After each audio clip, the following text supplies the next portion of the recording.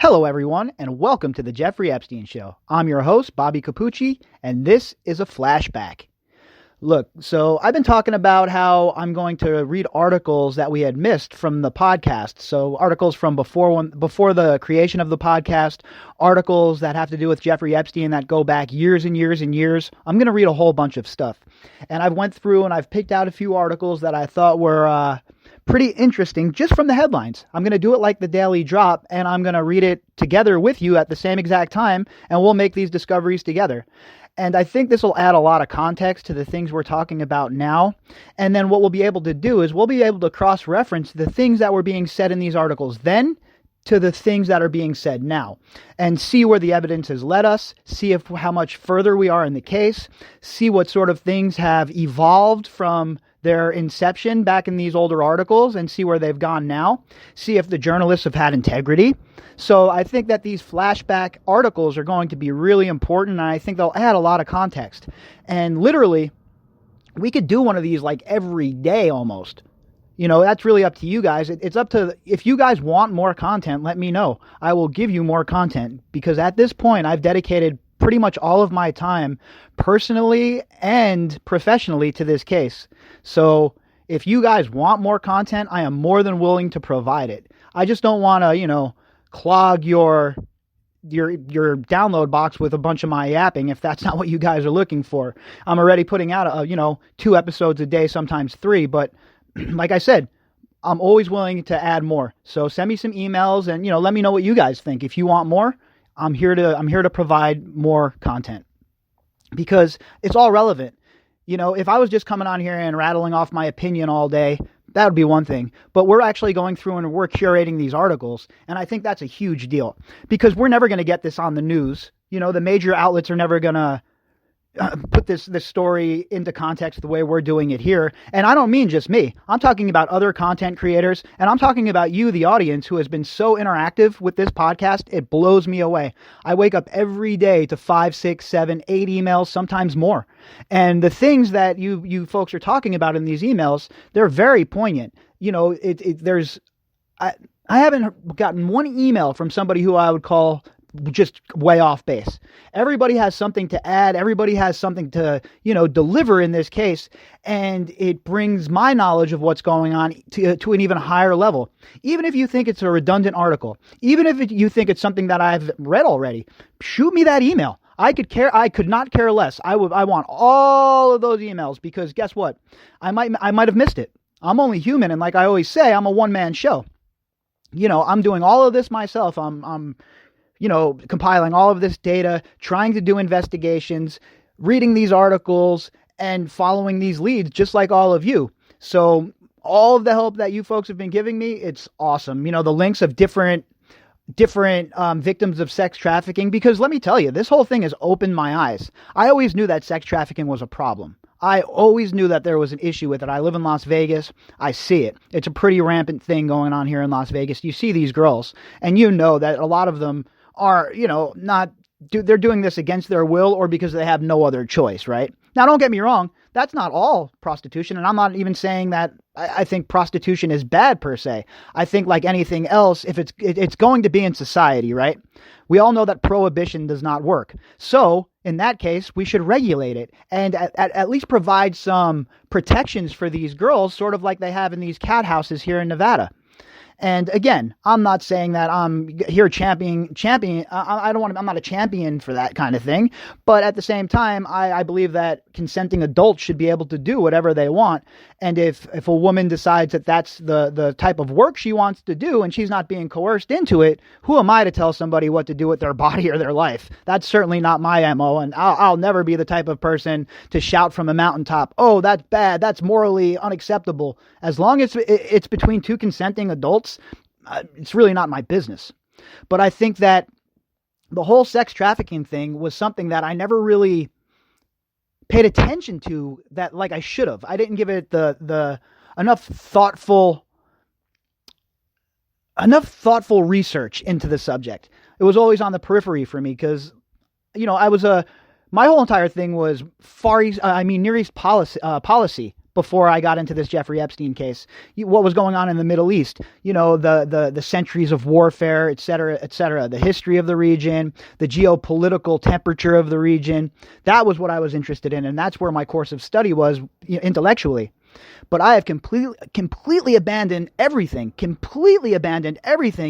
because of this case. And this is all I think about. I eat, sleep, dream this case. So much so that when I was just out at in a state park, I found a way to find a hotspot overnight in a camping trip to make sure I didn't break the streak of daily drops. That's how important this is to me. That's how serious this is to me. And if nobody was listening to this podcast, it would still be this serious to me, and I'd still be ranting and raving just like I am now. Because remember, folks, I don't have a production team behind me. I don't have somebody with a bunch of money behind me. This all started organically. Lee, the producer of the show and the owner of the podcast channel, Perfect Blue, was gracious enough to, offer me a platform to rant and rave for a little while. Him and I have worked together on other projects, one of his other podcasts, Fight Net Radio. But so he gave me this platform to basically just rant and rave and to just appease me. And the way it has taken off, at first it was, all right, I'll do this show weekly and we'll just, we'll have a wrap up and we'll talk about what's going on. But it is just snowballed. And it has turned into something that I never thought it would be, something like this. And believe me when I tell you, folks, I take it seriously. I take this responsibility to bring you folks the news very seriously. It's not a hobby to me at this point. This is what I'm doing with my life at this point. I have the blessing of my amazing girlfriend and the support of my amazing girlfriend to completely pivot my life and focus on this case. We went through a couple of hard years. I'm not going to sit here and cry about all of that because the past is the past. But my girlfriend beat breast cancer. She was diagnosed with stage 2B breast cancer. And we had a long road, folks. We had a long road. I couldn't really work like I wanted to. I couldn't pursue the things I wanted to pursue because I was, taking care of her. And by the grace of God or, the universe or whatever you might believe in, we were able to hammer home and pull through. And ever since then, since she's gotten better, she has been so supportive of me focusing on this, even though it comes at, look, time is money, right? And I could be pursuing other things. I've had other offers to get back into the corporate world, and I've declined everything because I'm focused on this case and I'm focused on what we're doing here. And I don't even care. I really don't even care at this point financially or any of that. It's, it's so maddening to me. It makes me so mad and so sad, and it makes me feel so dirty and almost complicit that I was quiet for so long, that I didn't take it seriously. So now that I really know what's going on and I'm in the weeds and I've pulled the curtain back and I truly see the disgustingness of these elite assholes, there's no way that I could ever pull back. I'm not that kind of person. Look, when there's a fight or flight, when that kicks in, I bite down on my mouthpiece and I stand in the center of the ring and I begin to trade shots. That's just how I grew up. That's how I am, and that's how I will always be. I was built for confrontation, not conversation when it comes to that sort of thing, because I will not be intimidated. I will not be quieted. And even if they deplatform me, I'll go to Las Vegas Boulevard with a bullhorn and yell my message about this case. That's how deep I am right now. That's how serious I'm taking this. And a lot of you are basically the same way. I mean, I can't even tell you how many emails I have from people who talk about how this has consumed their lives, how this is so important to them to see justice in this case, and how many people who have been abused like these girls. I had no idea. I had no clue that it was going on at such a prevalent rate. That men in power would use their position to such ends to cause such harm to people, just to fulfill what? Their carnal needs? I just don't understand that, folks. I don't understand it. And like I said, once again, I'm not talking about gray area cases here. I'm not talking about, a 19-year-old and a 17-year-old. I'm not talking about, anything like that. There is no gray area here. When a man is 66 years old and he's picking up a 14-year-old girl, that is a pedophile. That is a predator. And that is somebody who needs to be stopped at all costs. And it does not matter what that means. Those sort of people, there's no place in society for those sort of people, in my opinion. There's no rehabilitation. There's no coming back from that. Once you've done that, you're a complete and utter monster, and you need to be buried underneath the prison. If you want to get in contact with me, you can do that at bobbycapucci@protonmail.com. That's BOBBYCAPUCCI@protonmail.com. Sorry about that opening monologue. It's a bit long-winded, I know, but I just wanted to touch base with you guys a little bit about things and let you know where I'm at right now and how serious this is to me. And I know it's serious to you, and I believe me, I take this responsibility seriously. The responsibility of disseminating this information to you is very important to me.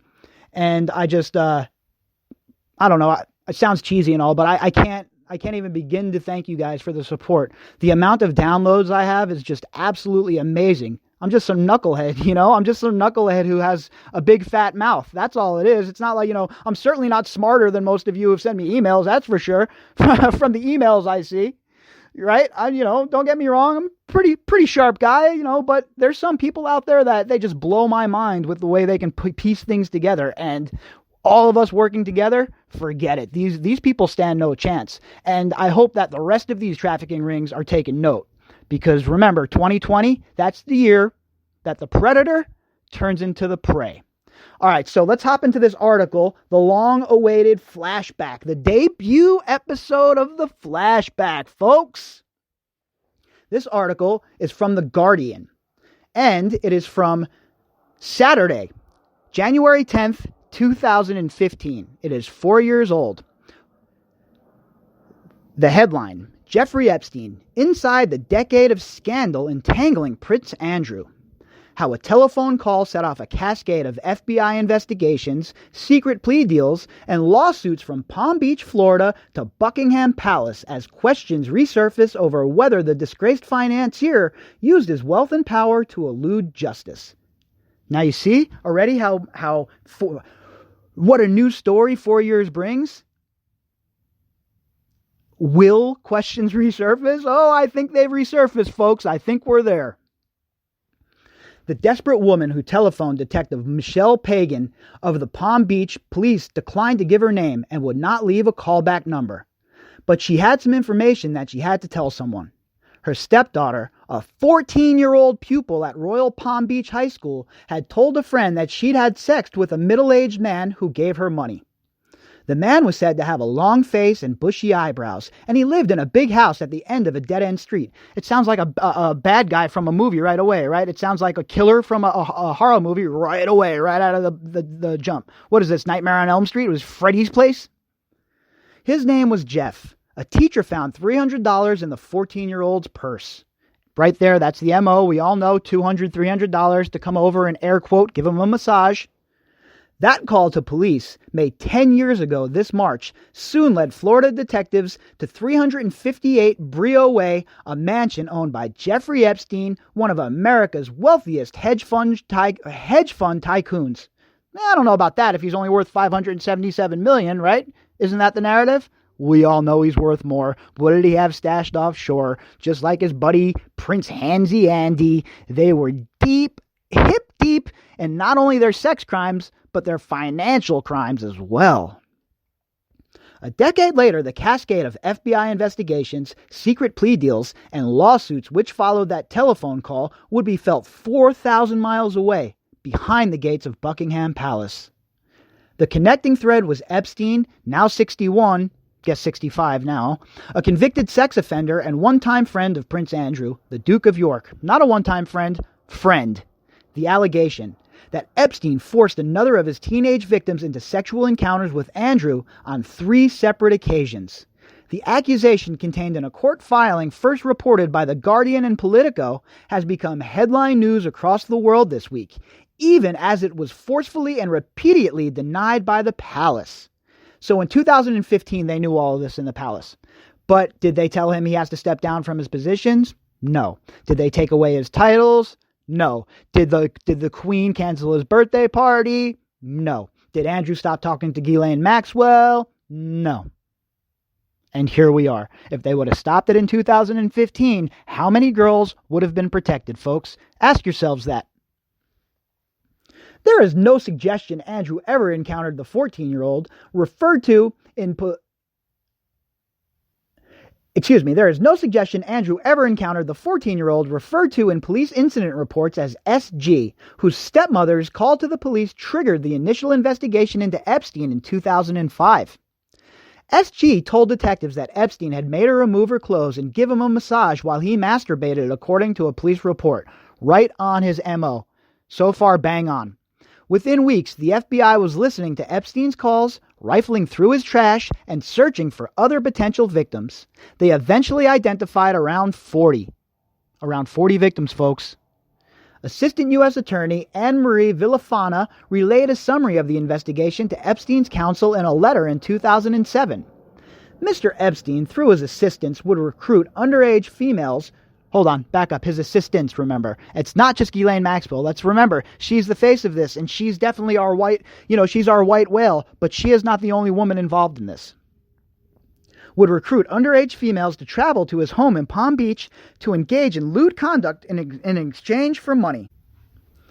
It said, she added that some of the girls were expected to strip naked and give massages to Epstein while he masturbated, while others had full intercourse with the financier, pedophile. Some of those victims went to Mr. Epstein's home only once, Villafana's letter added. Some went there as many as 100 times or more. 100 times or more, folks. One of those girls, referred to by police as AH, told detectives she was recruited by an associate of Epstein, who overheard her tell a friend in a clothing store that she could not afford a holiday.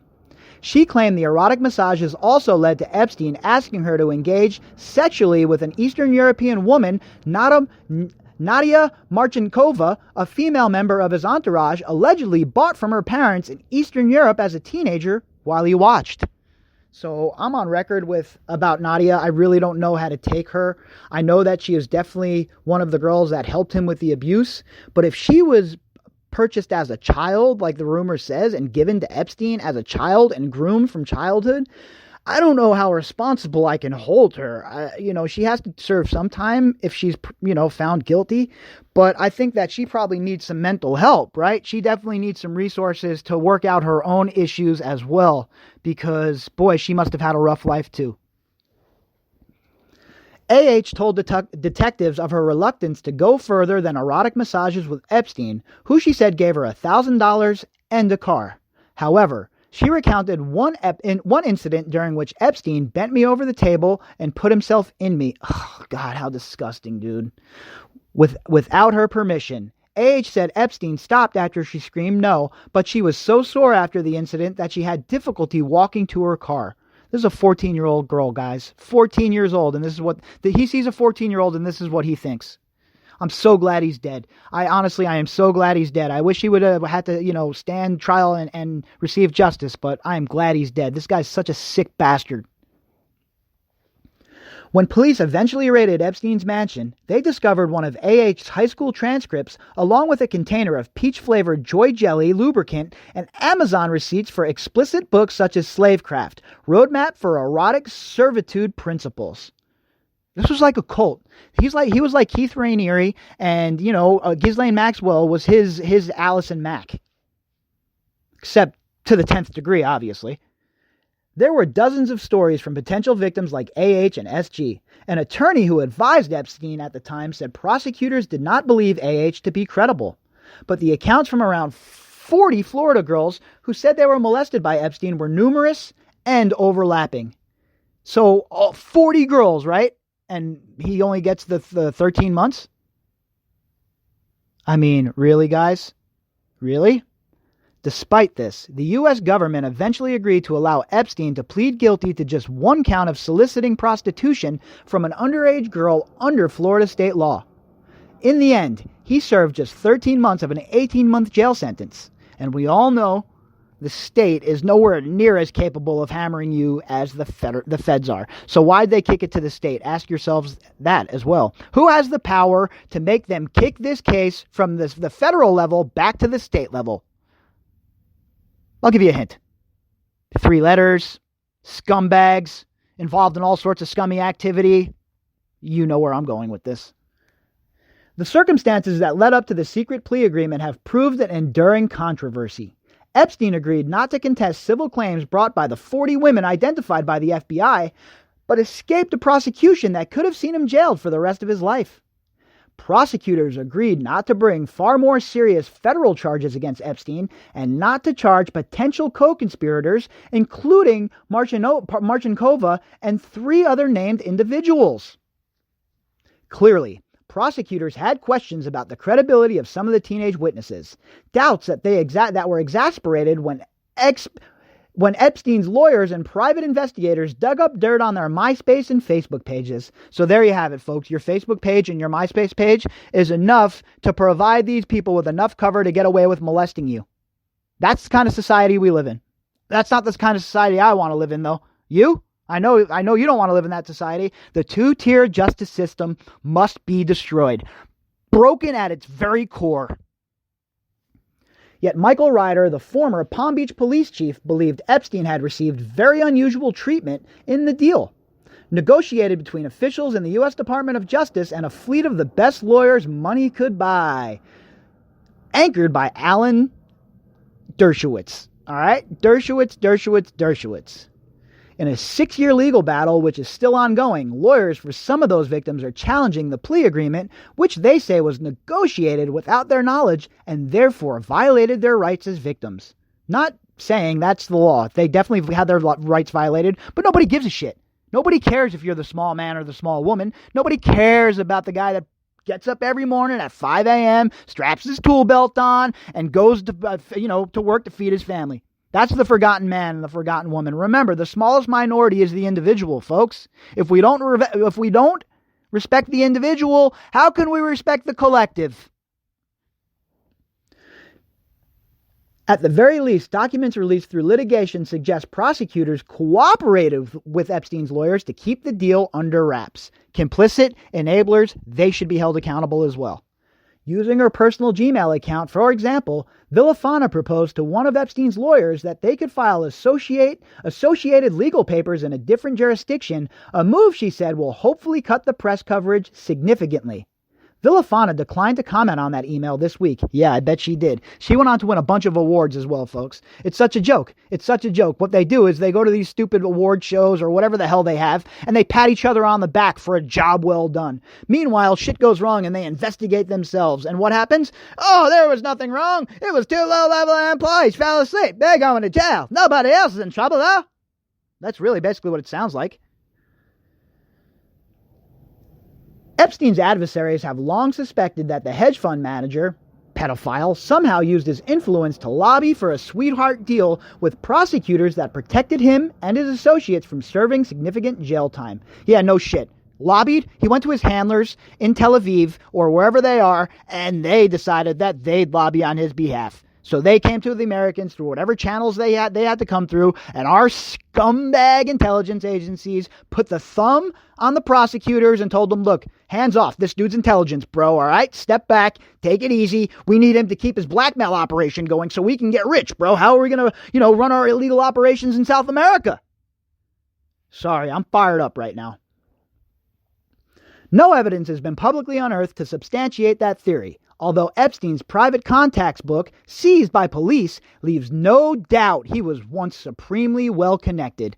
And since this article's been dropped, we all know how connected he really was, folks, right? We all know the scoop. We know who was with him. We know who was in his circle. We know who was in his orbit. We'll never forget. And we're coming. There is no suggestion any of the individuals named in the book participated in or knew of Epstein's abuse of minors or were involved in any effort to pressure prosecutors. Look how careful they are with these articles. Now again, think about this. Flip it. When they write an article about Trump, are they this careful about their words? And folks, I'm using that as an example to show you that the media is biased and they're lying to you on a regular basis. If it wasn't Trump, they'd be destroying somebody else. They have to have a boogeyman, especially when they've been made to look so bad for the last 3.5 years with their shit credibility. They have no problem destroying just about anybody else. Trump, what's his name? The guy that, Hunter Biden. They're going crazy about this guy's personal life. He's a private citizen. Leave him alone. If you want to talk about the Burisma stuff, fine, whatever. But who cares if he smoked crack? Is that your business? Who cares if he has a child out of wedlock? Why is that your business? Everyone's a nosy body, but nobody wants to be a nosy body when it comes to people like this, real powerful people. Everybody's walking on eggshells. Not me. I'm showing up like a bull in a china cabinet. I don't give a shit. I don't care whose feathers I ruffle. Bring it on. But Epstein's contacts book, seen by the Guardians, reads like a directory of the world's global elite. Under the letter B alone are listed Tony Blair, Mike Bloomberg, and Richard Branson. Elsewhere, there are multiple contacts, typically at offices, homes, and via aides' mobile phones, for Bill Clinton, Rupert Murdoch, Donald Trump, Dustin Hoffman, Naomi Campbell, and dozens of other A-listers. All of them need to answer questions. I don't care who you are. Questions need to be asked. Questions need to be answered. The name that appears on page 31 opposite an entry for Formula One chief executive Bernie Ecclestone looks innocuous alongside the directory of world-renowned figures. Epstein had 16 separate telephone numbers listed for this particular friend. Prince Andrew, the Duke of York, Handsy Andy, our good friend, the touchy-feely prince, the George Bush of the Mountbatten Windsors. Folks, let me present to you the biggest douche of them all, Prince Andrew the Dullard. Of all Epstein's glamorous and influential friends, none has had their reputation as tarnished by their association with the disgraced financier as badly as the Queen's second son. Now juxtapose that with today and see how much more it's been damaged, right? And this is all recent, and it's all because of you, folks. Not me. Not me. I always tell you, not me. It's we. I just happen to have the loudest mouth. The prince's relationship with the Playboy hedge fund manager, pedophile, had for years been cited as evidence of his poor judgment, and it contributed 3 years ago to the termination of Andrew's cherished role as an official UK trade envoy. Aw, did Prince Andy lose a role? Just the trade envoy role? Boy, if he only knew 4 years later, he would lose it all, folks. All right? So take a look. This is your work. This is your handiwork. Take a look at it. We're moving the ball on these guys. They might have a good defense, but our run game is just getting going. They like to blitz, we'll throw a screen. They stop the screen, we're going deep. That's right. They're not going to stop us. They had their time. It's our time. It's the victim's time. Andrew and Epstein made curious acquaintances. While Andrew benefited from the privileges bestowed by a British royal title, Epstein's ascent is a classic American success story. No, it's not. No, it's not. That's disgusting to even say. An American success story is somebody that builds themselves from nothing. Epstein was given everything. Guy was given a job at the Bear Stearns joint, and from there, he grifted his way to the top. An American success story. The blazes out of here. Come on, man. He was born in a rough Brooklyn neighborhood. Well, I was born in a rough South Yonkers, Bronx neighborhood. So what? And never obtained a college degree. Big deal. In 1976, he was plucked from a seemingly ordinary life as a mathematics teacher at a Manhattan private school in 1976 and given a job at the investment bank Bear Stearns. That's the American dream. He was plucked, huh? Or, let me offer another scenario. Or he was chosen by whoever, the mega group, the CIA, the Mossad, to be planted into Bear Stearns to build up his profile to eventually lead to where we are now with his little buddy Ghislaine Maxwell and their sex ring. Within 6 years, he was working on his own. Oh yeah, that always happens, right? Come on. Managing the portfolios of an exclusive and secret club of plutocrats said to only include billionaires. Wait, I thought only Wexner was his client. Now there's more? See why these articles are important, folks? The media wants to play games. They don't want to report the true story. They don't think we have the intelligence to go back 4 years and read their articles, obviously. Well, not only am I holding these sick, perverted scumbags liable, the media has to answer for their transgressions as well of helping to enable this man and protect him. The scale of Epstein's own net worth has long been a mystery, although the financier, pedophile, made little effort to conceal how he was spending his fortune. Epstein became a major charity donor, spending millions on science projects at Harvard University, and was famous for his extravagant parties. He was a modern-day Great Gatsby. What the F? A modern-day sick bastard, a modern-day, I don't even know who. There's nobody in comparison. Bringing together film stars, property magnates, and political leaders. Andrew reportedly met Epstein in the 90s after being introduced by Ghislaine Maxwell, the daughter of the media mogul Robert Maxwell. At the time, Ghislaine Maxwell was the financier pedophile's girlfriend. The friendship returned to haunt Andrew this week, courtesy of one of the dozens of women the FBI identified as one of Epstein's potential victims, Virginia Roberts. Like many of the other teenagers, Roberts sued Epstein. The civil claim she lodged in a Florida court 6 years ago told a familiar story of exploitation. Roberts was working for $9 an hour as a changing room assistant at Trump's Mar-a-Lago Beach Club, where her father was a maintenance manager, when she claimed she was recruited to work as a masseuse for Epstein. She claims the invitation came courtesy of Maxwell. It was 1998, and Roberts was 15 years old. Her civil suit, in which Roberts is referred to as Jane Doe 102, alleged that Ghislaine Maxwell, now 53, and Epstein quickly began grooming her for sex. Despite being told by Epstein on the cusp of her 16th birthday that he would soon have to trade her in because she was getting too old, Roberts alleged she was thrust into a life of sexual servitude that lasted until 2002 when she fled to Thailand, aged 19. He was going to have to trade her in because she was too old at 16, folks. Put that in your pipe and smoke it for a minute. Put that in your pipe and smoke it for a minute. This guy was a sick, depraved son of a bitch. And the people that helped him along the way, they're sick and they're depraved. But in one important way, Roberts' allegations differ from those of many of the other Florida teenage girls who say they were victims of Epstein.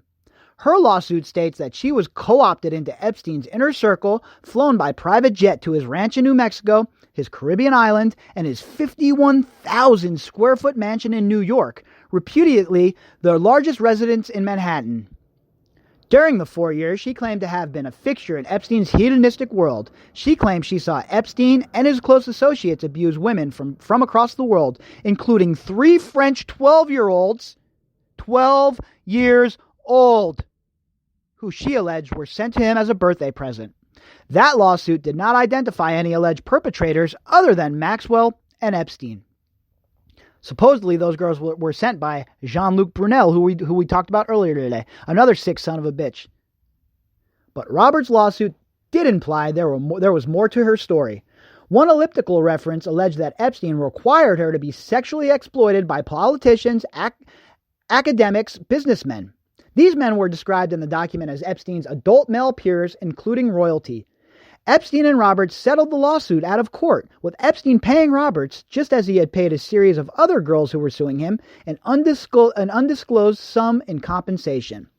And that's how they do it, right? They got the dough, so I'll rape you your whole life as a kid. It doesn't matter. I'll just pay you off a few million, right? So I won't take any responsibility for it. You'll look like, oh, well, she took the money. To people that have no idea what's going on. Oh, she took the money. She must not have done it. She was just, she was just trying to squeeze him for the dough. Yeah, okay.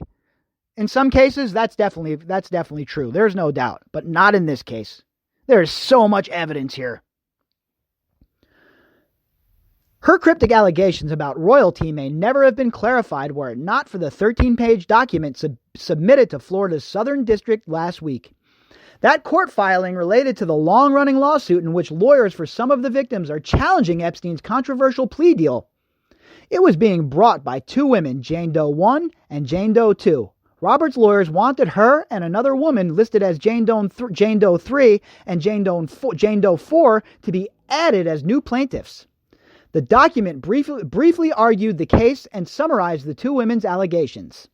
That summary elaborated on the claims that Roberts had made in her 2009 lawsuit about being loaned out by Epstein to rich and powerful men. The court filings allege that Epstein forced Roberts to have sexual relations on 3 separate occasions with a member of the British royal family, Prince Andrew, aka the Duke of York. The encounters are alleged to have happened in New York, at Maxwell's London home in the U.S. Virgin Islands as part of an orgy, at Maxwell's London home and in the U.S. Virgin Islands as part of an orgy with numerous other underage girls. Referred to as a minor in the document, Roberts is understood to have been age 17 at the time she alleges the encounters took place. Epstein allegedly instructed Roberts to give the prince whatever he required and report back on the details of the sexual abuse. Epstein's purpose of lending Jane Doe, along with the other young girls, to such powerful people were to ingratiate himself with them for business, personal, political, and financial gain, the document alleged, as well as to obtain potential blackmail information. Why is the media not talking about this? They're not playing the intelligence angle. Very few people in the media. The Guardian contacted Buckingham Palace on Thursday last week, a day before it intended to publish its first article about the allegations about Andrew. That evening, a palace spokesperson emailed a reporter declining the opportunity to respond. The royal household would never comment on an ongoing legal matter, she said. After The Guardian published the article, however, there was a dramatic reversal from the palace, which issued the first in what turned out to be a flurry of statements forcefully denying the allegations as categorically untrue. The palace later again denied any form of sexual contact or relationship between Andrew and Roberts, adding, "The allegations made are false and without any foundation." Boy, how wrong do they look now? The egg on their face now, 4 years later. Now look where we are. So much so that Andrew has been forced out of public life, folks. No foundation, huh? What? Maxwell also dismissed the allegations, which she said were not new and have been fully responded to and shown to be untrue. The statement released on her behalf added, Ghislaine Maxwell's original response to the lies and defamatory claims remain the same. Yet by then, British newspapers were delving back into the story, republishing interviews Roberts had given in 2011 in which she detailed her encounters with Andrew but stopped short of alleging sexual contact. The stories were accompanied by a photograph said to have taken in 2001 at Maxwell's London home where Roberts alleged her first sexual encounter with the prince occurred. The image showed Andrew grinning with his arm around the 17-year-old's midriff, Maxwell also smiling in the background. The image raises obvious questions for Andrew. Yet the strength of the denials issued by the palace this week has not been matched by a willingness to address the details of the allegations made by Roberts. The palace has declined to say, for example, why Andrew was in the company of a 17-year-old masseuse working for Epstein at Maxwell's home.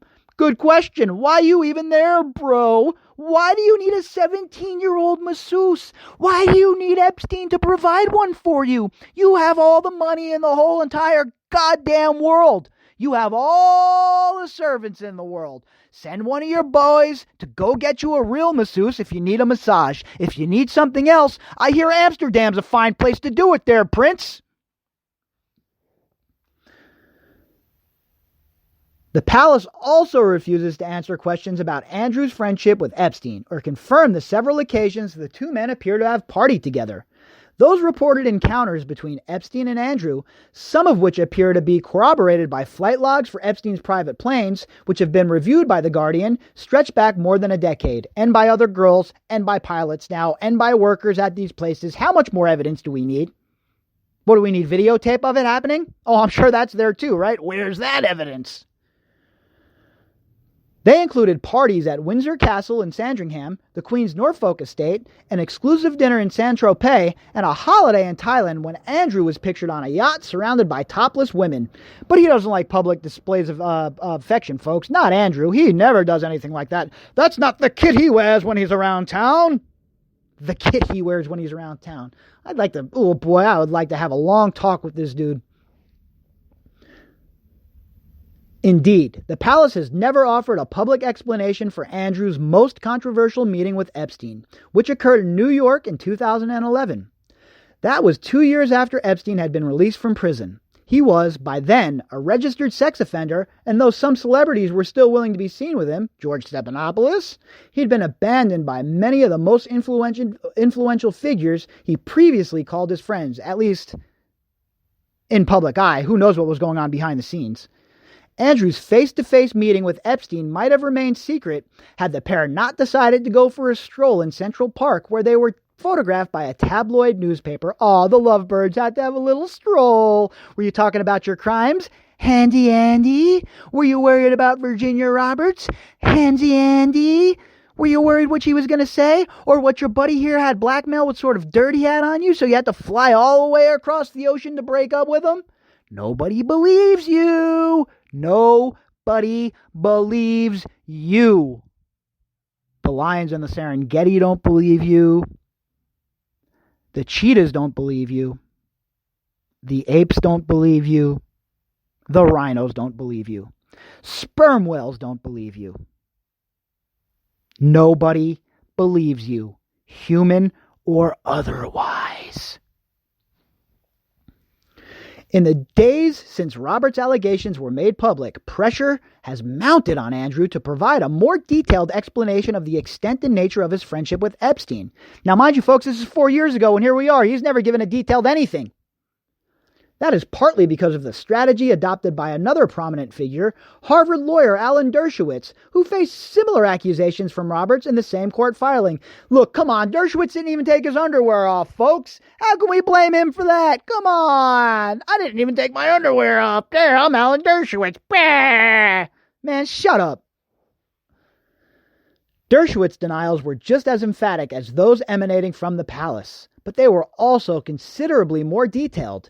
Dershowitz also submitted himself to questioning from journalists, including 5 telephone conversations with The Guardian, and vowed to fight the allegations in court. Yeah, no shit, he's a lawyer. What do you think, you're going to trip him up? The Guardian has such good reporters, they're going to trip up Alan Dershowitz? Come on, man. Easy to trip up the buffoon prince. A whole nother ball game to trip up a man like Dershowitz. If you think he's a scumbag or not, the man has chops, legal chops, and he knows what he's doing in a courtroom. By Tuesday, he had launched a legal bid to formally strike the outrageous and impertinent claims about him containing in court filings promised eminent defamation proceedings against Roberts and her lawyers in both U.S. and English courts, and submitted a sworn affidavit denying the accusations. If they're innocent, they should do what I'm doing, Dershowitz told The Guardian when asked if others accused by Roberts should follow suit. You can't do what I'm doing unless you're 100% certain of your innocence, or certain that there's no evidence of what you did besides her word. You think people are going to believe you. Back then, of course people were believing you. You're Alan Dershowitz. Not anymore, buddy. Everything has changed, and that's why he wrote that book as well, going after the Me Too movement. Look, I'm on record stating that I think a lot of stuff, the gang mentality of gray area jumping on people, if there's a gray area accusation made against them, I'm 100% against that. What I'm 100% for is when you are credibly accused by one of these women as a man in power, it's game on. You need to be completely and utterly investigated. Dershowitz quickly added that someone in Andrew's position may be innocent and decide it would be undignified to respond in the same way. Well, he's responded. He gave the interview, so I guess it's not that undignified. Yet the aggressive legal strategy adopted by Dershowitz, a renowned criminal attorney who once served on the legal team advising O.J. Simpson, who has occasionally written opinion pieces for The Guardian, raises the stakes for all involved. Roberts' lawyers appear willing to meet Dershowitz head-on, filing their own counter-defamation suit against the Harvard lawyer. Both sides are on a collision course, apparently determined to see the dispute resolved in court. That opens the possibility that Roberts and perhaps Andrew could be called as witnesses. It is just one of several civil proceedings that could result in Roberts taking the stand. Her lawyers are believed to be considering whether to submit a criminal complaint in the U.S. Virgin Islands or London, a move that could trigger a fresh criminal investigation. French model scout. I guess this morning's episode was a nice segue, huh? I didn't read this article previously, folks, and now we're going into this whole Jean-Luc Brunel. So we're going to get a little more information on him from 4 years ago. Let's see how it adds up to what we know today. French model scout. There was one name in Robert's court filing that escaped the public attention heaped on others. Jean-Luc Brunel. Brunel, who is French and in his 60s, is the co-founder of MC2 Model Management, a Miami-based modeling agency with offices in New York and Tel Aviv. A well-known model scout since the 70s, Brunei is credited with launching the careers of Mila Jovovich, Christy Turlington, and Sharon Stone. But his career has sometimes been marred by controversy.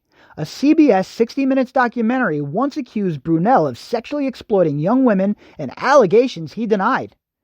But Brunel's close friendship with Epstein has never been in doubt. The model scout's name appears frequently in the flight logs kept for Epstein's private jets, and prison records show he visited Epstein 67 times when he was in jail. You know why, folks? Because Brunel was the third head of the three-headed monster. It was Ghislaine, Epstein, and Brunel who were running this trafficking operation. Of that, I am convinced.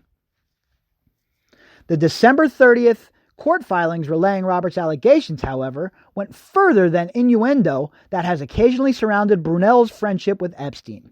It explicitly alleged that Epstein was effectively exploiting Brunel's access to young women for the purposes of sex trafficking, just like he exploited his relationship with Les Wexner. Anytime there's some sort of women around in a modeling agency, this dumb jerk Jeffrey Epstein would show up with his dumb, stupid face and his stupid-ass bushy eyebrows, and he'd start molesting people. Isn't that fantastic? He would bring young girls, ranging to ages as young as 12, to the United States for sexual purposes and farm them out to his friends, especially Epstein. The filing states, Brunel would offer the girls modeling jobs. Many of the girls came from poor countries or impoverished backgrounds, and he lured them in with a promise of making good money. We've seen it. How many more times do we have to see it, folks? How many more articles do I need to read you? We know what these scumbags are up to. We know who they are now. We know who the three-headed monster is. Slick, scummy, and smarmy. That's what we should call them, the three-headed monster. Roberts alleged she was forced to have sex with Brunel too, and was made to observe the French model scout engaging in sexual acts with dozens of underage girls. We need all of these girls to come forward. Someone needs to offer them protection, folks. Somebody needs to offer them protection. The Guardian made repeated attempts to contact Brunel to afford him the opportunity to respond to the allegations of impropriety, including those contained in the December 30th court filing. He did not respond. I'll go on record here too. They can all come on this podcast. Ghislaine Maxwell, all of them. I'd love to have them call in. I'd interview any one of them at any time. Gladly. And let's see what they know. Unimaginable luxury. Whatever the truth of the allegations, Epstein's friendship with Brunel certainly gave him access to the glamorous world of international modeling. It chimed with Epstein's reputation cultivated through the early 2000s as an international playboy with an intercontinental property portfolio, his own Gulfstream II and a Boeing 727, a profile in Vanity Fair, and apparently a loyal group of beautiful young women. I've known Jeff for 15 years. Terrific guy, Donald Trump told New York Magazine in October 2002. He's a lot of fun to be with. It is even said he likes beautiful women as much as I do, and many of them are on the younger side. However, when it came to female associates, the evidence now suggests Epstein cultivated two separate spheres that rarely overlapped. One, restricted to a small group of women co-opted as permanent fixtures in Epstein's entourage, was rooted in that world of almost unimaginable luxury. The other compromised working-class Palm Beach teenagers who told police they were enticed into giving Epstein massages and sometimes more at Epstein's mansion with the promise of cash. Lawyers for SG, the 14-year-old whose stepmother initially triggered the investigation into Epstein, for example, accused Epstein in a lawsuit of cynically seeking out economically disadvantaged underage girls who would be less likely to complain to authorities or have credibility if allegations of improper conduct were made.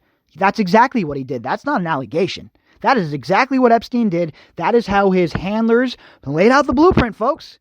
I know that's hard. It's a hard pill for some people to swallow. It is a hard pill for some people to swallow, that to think that our intelligence agencies and other intelligence agencies that we call allies would do this. But there you are. Conflicting accounts. The story SG told police back in 2005 became grimly familiar. A rebellious type hailing from Palm Beach's grittier west side, she told detectives she was recruited by Haley Robson, an 18-year-old working for Epstein. Robson, one of the 4 named potential co-conspirators who were shielded from prosecution under Epstein's plea agreement, told police she was like a Heidi Fleiss, the notorious Hollywood madam who claimed to procure women for rich and influential men in the movie industry. Isn't that nice that she got that plea deal, huh? Way to go, boys and girls! Way to go!